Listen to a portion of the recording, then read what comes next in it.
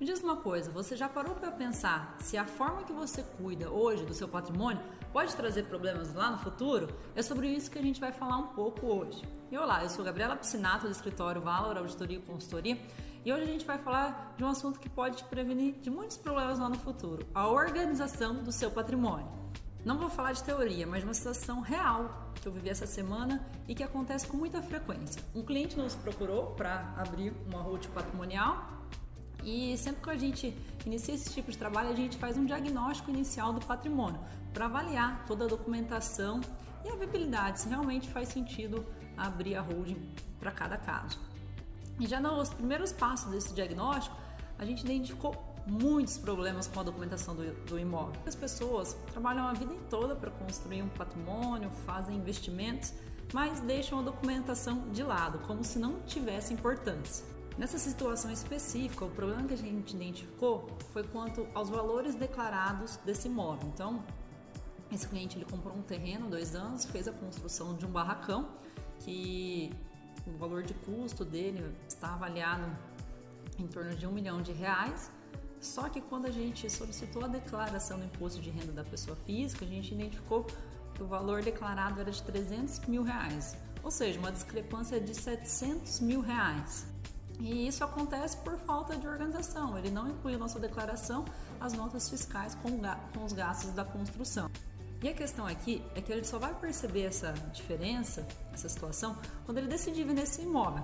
O que acontece? Aqui no Brasil, a venda de imóveis na pessoa física é tributado o ganho de capital sobre o lucro da operação, que é o custo declarado no seu imposto de renda versus o valor de venda. Então, quanto menor o custo, maior o lucro. Ou seja, o que era para ser uma venda tranquila vira uma dor de cabeça. E eu me pergunto, quantas pessoas estão nessa mesma situação? Porque esse não é o primeiro caso que a gente pega. Aliás, a maioria dos casos acontece essa situação. Então aqui a minha recomendação é uma pergunta que fica também. Você já fez uma revisão do seu patrimônio? Essa revisão de toda a documentação. Do que está declarado no imposto de renda, das informações da matrícula do imóvel, até mesmo não só de valor, mas, por exemplo, esse caso do barracão. Era um barracão de 3 mil metros e isso não estava também averbado na matrícula do imóvel. Então, tem muitas situações em que essa desorganização da documentação, ela vai te causar problemas em algum momento.